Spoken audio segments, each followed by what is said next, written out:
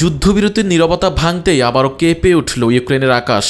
যুদ্ধবিরতির মেয়াদ শেষ হতেই শুরু হয়েছে ভয়াবহ ড্রোন হামলা। একদিনে শতাধিক ড্রোন ছুঁড়েছে রাশিয়া, এতে জ্বলছে ইউক্রেন, আতঙ্কে মানুষ। তবে পাল্টা জবাব দিতেও কালক্ষেপণ করেনি ইউক্রেন। এমত অবস্থায় ইউরোপ জুড়ে বাড়ছে নিরাপত্তা উদ্বেগ। তবে কি আরও ভয়ঙ্কর রূপ নিতে যাচ্ছে রাশিয়া ইউক্রেন যুদ্ধ?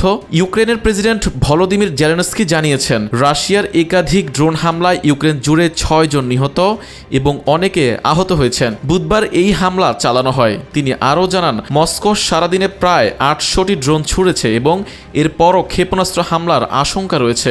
রাশিয়া ইউক্রেনের পশ্চিমাঞ্চলীয় জাকারপাতি অঞ্চল সহ বিভিন্ন এলাকায় ভয়াবহ হামলা চালায়। এই অঞ্চলটি স্লোভাকিয়া সীমান্তের কাছে হওয়ায় নিরাপত্তার কারণে স্লোভাকিয়া তাদের স্থল সীমান্ত অনির্দিষ্টকালের জন্য বন্ধ করে দিয়েছে। এর আগে মঙ্গলবারও ইউক্রেনে হামলায় 9 জন নিহত হয়। এরপর বুধবার আবারও নতুন করে ব্যাপক হামলা চালানো হয়। অন্যদিকে রাশিয়ার কর্মকর্তারা জানিয়েছেন, ইউক্রেনও বুধবার ভোরে রাশিয়ার 3টি শিল্প স্থাপনায় ড্রোন হামলা চালিয়েছে। রাশিয়ার বেলগোরদ অঞ্চলে ড্রোন হামলায় আহত এক ব্যক্তির মৃত্যু হয়েছে বলে গভর্নর নিশ্চিত করেছে। মঙ্গলবার ইউক্রেনের দনিপ্র, পেত্রোভস্ক, দোনেৎস্ক, খার্কিভ সহ বিভিন্ন অঞ্চলে ব্যাপক হামলা হয়। এতে বহু মানুষ নিহত ও আহত হন এবং বহু ঘরবাড়ি ক্ষতিগ্রস্ত হয়। ইউক্রেনের বিমান বাহিনী জানিয়েছে, বুধবার রাশিয়া 753টি ড্রোন নিক্ষেপ করে।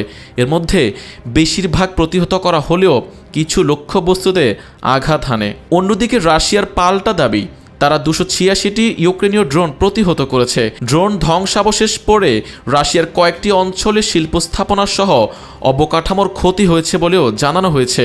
দুই দেশের এই পাল্টাপাল্টি হামলা চলমান যুদ্ধকে আরও তীব্র করে তুলেছে, যা 2022 সালের ফেব্রুয়ারি থেকে চলমান রয়েছে। আরিফুল ইসলাম, নিরপেক্ষ।